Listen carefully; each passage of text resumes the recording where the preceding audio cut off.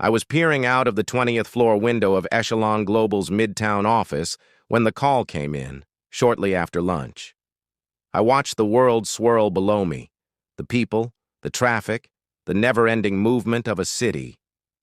I thought about who just lost their footing.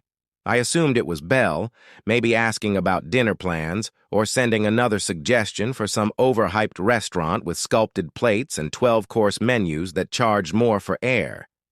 It was our anniversary, after all. But before she even said a word, I could hear it in her voice.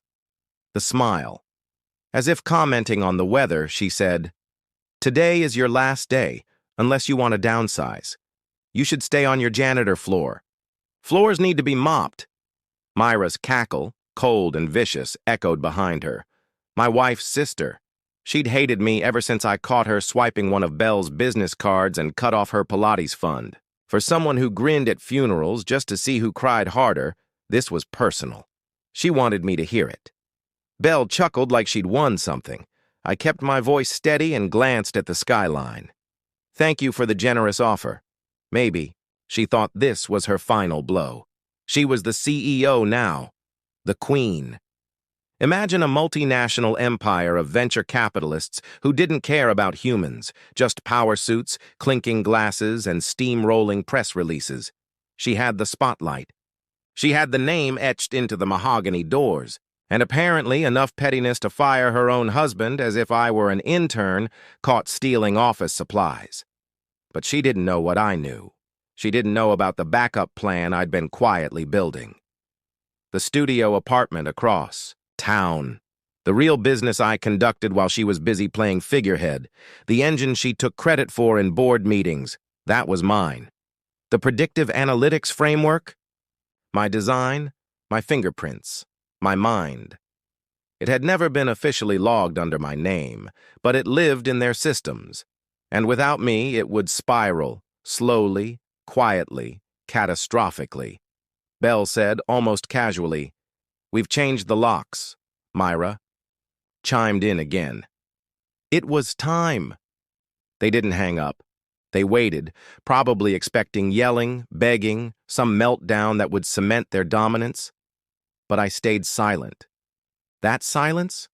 That's what Myra hated most, because I never needed their money. And in Belle's world, that was unforgivable. "You've made yourself very clear," I said, and hung up. I stood there for a moment. The office around me, once so alive, felt frozen in time. The digital clock blinked, steady as ever. I looked at the desk. The memos, the half-drunk coffee, cups. The framed photo of us at Lake Como, smiling 2 years ago. I picked it up, flipped it upside down, let them think I was broken. They had only unlocked the gate. I took one last look. No farewell speeches, no goodbyes. Because the man walking out wasn't the one they thought they were firing. The real me had been waiting, quiet in the shadows, and now he was wide awake. I grabbed my laptop, slipped my phone into my coat, and opened a folder I'd encoded myself. Locked behind biometric keys, a heartbeat sensor, a self-erasing trigger. Redundancy routed through my Apple Watch. I tapped. It smiled. It still worked. Then I deleted the encrypted core of Echelon's analytics engine. The framework remained on their servers, but over time, it would degrade. Inaccuracies would pile up, predictions would fail, quarterlies would miss, trust would vanish, and no one would know why. Except me. I closed the laptop and slid a small leather notebook into its sleeve. My notes, my freedom. I walked down the hallway. The receptionist turned her chair, looked away. The HR manager who once asked for help on a presentation pretended to be fascinated by her phone. But Damon looked up, junior analyst. I'd mentored him since his first internship. He stood in the corner, wide-eyed. I nodded once, he nodded back. That was enough. In the elevator, I finally exhaled. Belle thought she played the final card. But the game had just begun. The doors opened into the marble lobby of Echelon Global. For the last time, no one noticed me.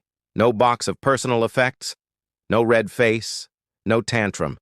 Just a quiet man, walking away from something he built with good intentions. Marcy, the receptionist, hovered her hand over the keyboard, then let it fall. She looked away. I didn't blame her. In Bell's kingdom, your disappearance was methodical. You didn't just get fired.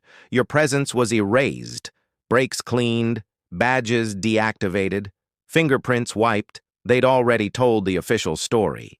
He left to pursue creative ventures. Sure. I walked past glass conference rooms. Rooms I once filled with ideas. Rooms where people now stiffened at the sight of me. Some nodded. Others looked down. No one said goodbye. But I saw it in their eyes. Not pity, fear. If they could throw me away, what did that say about their own value? I didn't slow down. Right into the elevator vestibule. Pressed the button. Waited. A half-eaten donut sat on a paper towel beside me. Footsteps behind. I didn't turn until I heard, "Mason?" Damon. Concern on his face. Tie slightly loosened. "Is it true?" he asked. I smiled faintly. "Define true." He blinked, still trying to figure out if it was a joke. "You're not just leaving. You are Echelon. Everyone knows it, even if they don't. Say it." The elevator dinged. I stepped in. "I'm not Echelon anymore," I said softly. He lingered in the hallway, unsure. "Not yet," I added, holding his eyes. "If I were you, start polishing that resume." He nodded. Not just gratitude, understanding. The doors shut. Each floor we passed, I breathed something out.